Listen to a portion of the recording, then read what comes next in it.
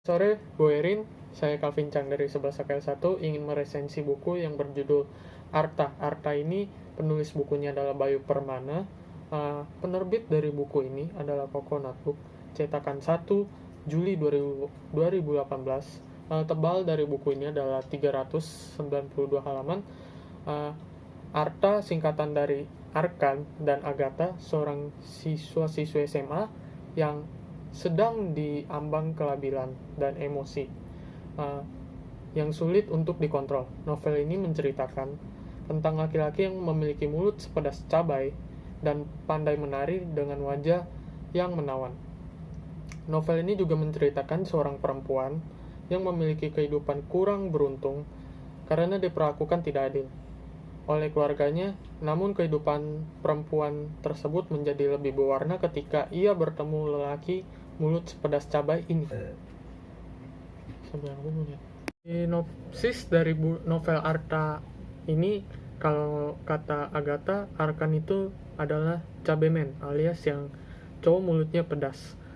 Cowok dengan mulut sepedas cabai sangat pintar menari serta memiliki fisik yang menawan, setengah cantik dan setengah ganteng. Agatha menjuluki dirinya sendiri Wonder Woman yang akan selalu kuat menghadapi tiap goresan takdir yang terjadi.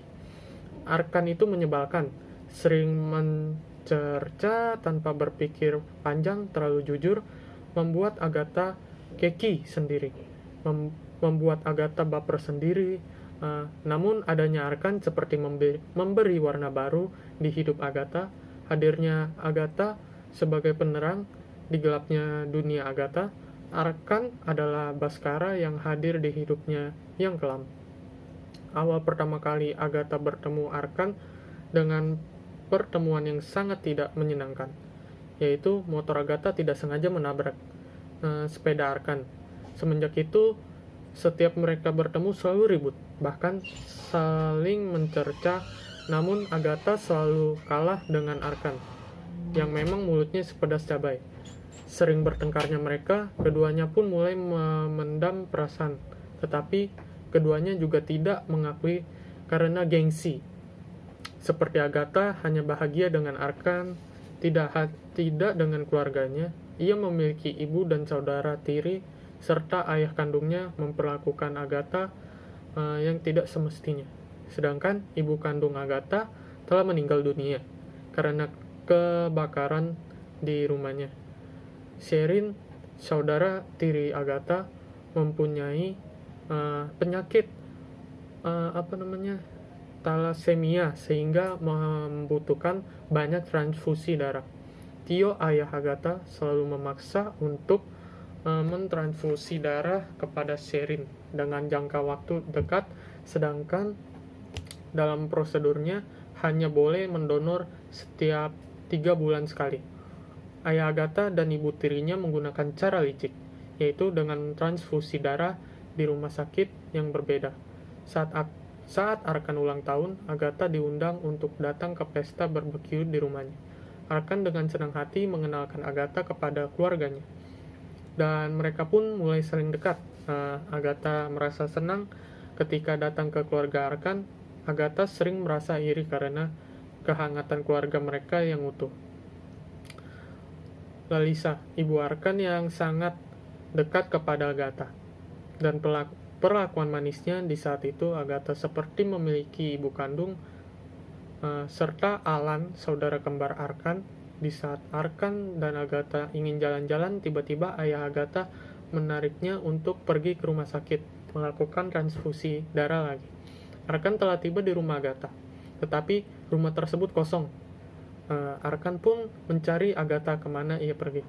Arkan dan keluarganya selalu bersedia untuk membantu Agatha untuk terbebas dari perlakuan tidak adil tersebut. Samudra, ayah Arkan, siap membantu Agatha untuk mencari keluarganya, asalkan Agatha memperbaiki nilai di sekolahnya. Beberapa bulan berlalu. Samudra berhasil menemukan nenek dari ibunya Agatha dan terbebas dari keluarganya yang tidak diinginkannya itu. Arkan melanjutkan sekolahnya di Singapura, dan Agatha tinggal bersama neneknya. Arkan dan Agatha berjanji setelah mereka sukses nanti, mereka akan bertemu lagi. Arkan pun memberikan cincin sebagai tanda kepemilikannya. Yes. Keunggulan dari buku Arta ini, menurut saya yang pertama itu mengisahkan kehidupan masa kini sehingga si pembaca bisa lebih mengerti apa yang disampaikan dalam buku ini. Penulis telah memiliki puluhan ribu penggemar setia dan fanatik. Lalu yang ketiga, novel ini telah ditunggu-tunggu ribuan penggemarnya. Di dalamnya menceritakan kisah yang unik menggunakan bahasa sehari-hari yang mudah dipahami si pembaca. Terdapat kata dengan bahasa asing yaitu Spanyol lengkap dengan artinya yang membuat menarik. Kelemahan dari buku Arta ini adalah seorang siswi SMA tapi jarang sekali latar tempat dan suasana menunjukkan di ruang kelas yang sedang belajar hanya beberapa saja. Itu saja yang bisa saya sampaikan. Oh iya, harga dari buku ini adalah 95.000. Buku ini bisa didapatkan di Gramedia terdekat di dekat rumah Anda. Terima kasih untuk resensi buku Arta ini.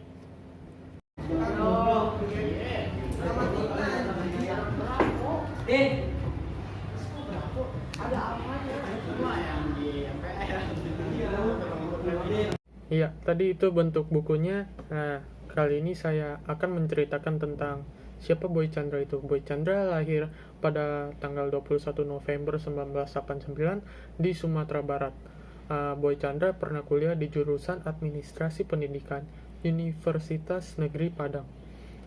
Boy Chandra aktif di organisasi komunikasi dan radio kampus, menulis rutin di blog rasalelaki.blogspot.com.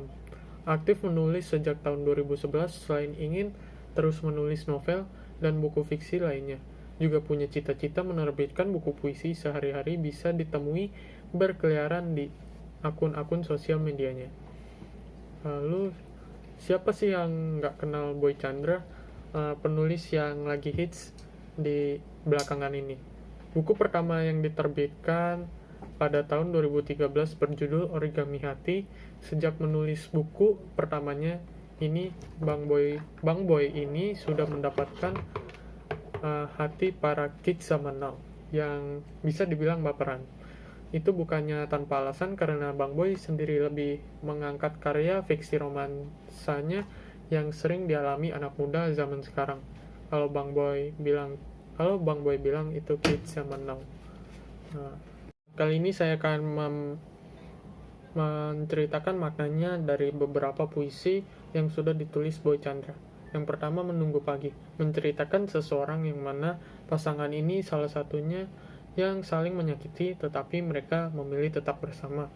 Yang kedua ada puisi Ribuan Hujan yang Jatuh, menceritakan sepasang kekasih yang berhubungan jarak jauh yang saling mengirim rindu. Yang ketiga ada Cemburu, menceritakan sepasang kekasih yang salah satu kekasihnya sangat cemburu terhadap kekasihnya. Yang keempat judulnya Ketiadaan, menceritakan tentang seseorang lelaki yang mengharapkan seorang wanita, tapi wanita ini tidak ada kepastian, tetapi tidak mendapat kepastian dari perempuan itu. Yang kelima ada Berdua. Puisi ini menceritakan tentang sepasang kekasih yang bersama-sama menghabiskan waktu bersama berdua. Selanjutnya ada puisi Semesta Abadi, menceritakan tentang sepasang kekasih yang ingin selalu bersama di menit-menit terakhir hidupnya. Yang selanjutnya ada Marah, menceritakan seorang kekasih yang menghilang tanpa kabar dan lelakinya pun mengkhawatirkan perempuannya sampai lelakinya pun merasa marah karena tidak ditanggapi oleh perempuannya. Lalu selanjutnya ada Orang yang Kutemukan Dalam Segala Hal, menceritakan seseorang yang menemukan pasangan hidupnya yang bisa ditemukan si lelaki ini dalam setiap hal, dan mereka pun saling support satu sama lain. Lalu selanjutnya adalah Selalu Baik Denganmu, menceritakan tentang seseorang yang tidak bisa menjalani hari-harinya tanpa pasangan dia, karena ia selalu merasa lebih baik melakukan segala hal dengan si perempuannya ini. Yang terakhir ada Kenalilah Aku, menceritakan tentang seorang yang mengharapkan perempuan mengenali dirinya secara lebih, dan ia meminta supaya jika ia pergi, kenanglah dia. Menurut saya, kelebihan dari puisi ini mudah dimengerti, tetapi kekurangannya itu lebih banyak daripada kelebihannya, karena kosakatanya itu sulit dipahami, lalu terlalu otentik dengan kisah romance dari puisi ini, tidak menceritakan puisi-puisi lain yang bertemakan lain. Ya, sekian saja dari saya. Mohon maaf bila ada salah-salah kata, dan mohon maaf jika saya kurang berkenan di hati Anda. Terima kasih. Selamat sore.